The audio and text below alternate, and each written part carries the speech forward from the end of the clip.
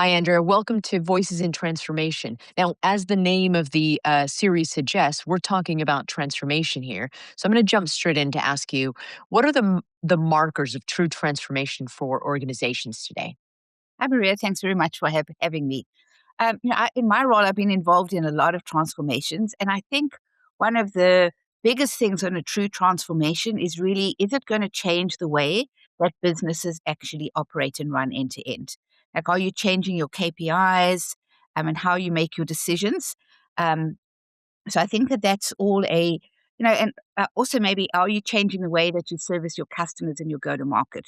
So as for example, we've actually at Blue Yonder, we have a number of customers in the auto business. So if you think about how you bought a car 10 years ago, you'd go to the dealer and just buy it. Now, actually, you want it a lot more personalized. You want to have it much faster. You might want to have much more visibility into what's happening. So if you think about it from a supply chain side, they actually had to do a business transformation. How do I change planning? How do I change how I manufacture, the logistics, right through to the dealers, giving visibility. So it's really fundamentally changes the way that things are done. Same for CPG, same for retail, etc. So I think that to me is the core of a true transformation. Are you changing the way that the business runs end to end? And I guess a follow-on question to that, because I see a lot of cosmetic transformations, right? And it's such a big buzzword. We've been talking about, I've personally been talking about transformation a long time. I imagine a lot of executives in this field have been too. But, what really truly differentiates those who do these quote unquote transformation projects and those that really see business transformation? Yeah. So you're right. I think a lot of the time transformation is used a lot. And in fact, they call it transformation when I'm going to the cloud. But really, that's really implementing technology. I think really what changes in a business transformation is when you think about things more holistically, sort of end to end. You take away a lot of the silos. You actually change the way that decisions are made. It's really fundamentally changing how the business operates. And you know what? We can't talk about transformation without talking about AI, right? I mean, everyone's thinking about it. People are evaluating it, and especially for their supply chains. So, what role are you seeing AI play in true transformation? I actually think that AI is probably the core of a lot of the true transformations. That's really what I'm seeing, because ultimately, if it's done right, you're changing the way that the work is done. You're changing the roles. You're not just actually changing. You're not just taking data out and saying, "How do I do things smarter?"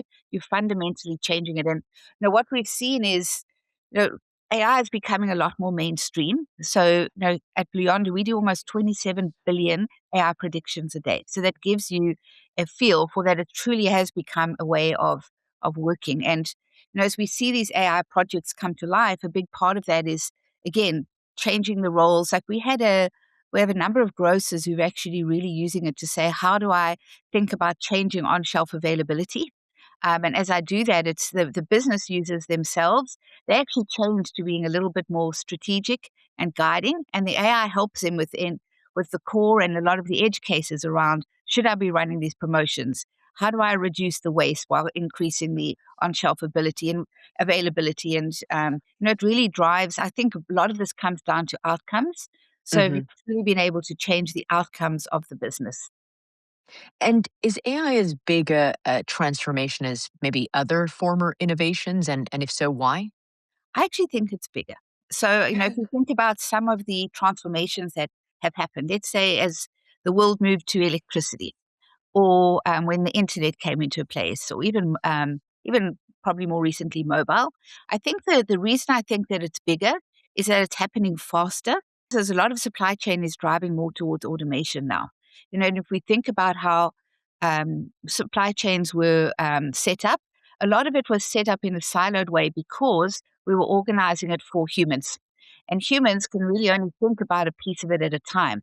Now, with AI, actually you can bring a lot of more precision and really look at how do you trade out decisions. So instead of saying, how do I run the warehouse better or how do I run transportation better, I'm now able to sort of think about it beginning to end and think about how do I serve the customer better? How do I balance that with available, like cost to serve, building resilience. So I think that it's truly fundamentally changing things. And a big part of the reason that it's so big is that it's faster and it's democratized. Every other change has kind of flowed through um, bigger organizations first, and this is able to be picked up by everyone. I want to turn briefly to legacy systems because legacy systems really keep supply chains pretty reactive and slow, which is not what we need in today's world. What are the key elements of a modern solution, and why is this important when talking about transformation? Yeah. So I think you're right. A lot of the people that I talk to, the supply chains are still pretty reactive. There was a study, I think it was like 57% of companies take more than a week to actually find some of the supply chain disruptions. And Mm. then 31% of them are over 120 days to fix them. So I think that, some of the things that are really needed to move from this is that you really actually need a foundation put in place that was built for AI. Mm. The second piece is that, everything is changing so fast, so you really need it to be truly cloud native, by which I mean you don't have no legacy systems. You've had to do these big upgrades, and you had to wait to get some of the thing like new capabilities. But with modern technology, if you're cloud native, you get those automatically. Think about what happens on your phone. You're not thinking I'm doing an upgrade; they just happen. Um, and I think that the other piece of some of these modern technologies is that you're able to think about things end to end. So Mhm. planning, and logistics and operations, and they're all come together as one, so that you're able to look across them much more easily and make decisions in a sort of more of a unified way. So I think that that's sort of a big part, and just the ability to work interoperably. A lot of the time with legacy systems, there's a lot of lag in decision making or lag in do you have the same data. But with modern systems, you actually have one view of that data, and really what it becomes is how do you then want to take and make those decisions and um, drive it really almost as planning and execution come together as one. Planning, you make the decision, is executed, what's happening in reality impacts, and so that's just a different way that's only possible with modern systems. Okay, well, what about people? The employees. Change is really, really hard. And with AI, we're talking about change that's so much bigger than software shift, right? So it changes how people work, how people interact, how people react to things. How should organizations be thinking about introducing AI in conjunction with their workforce? Yeah.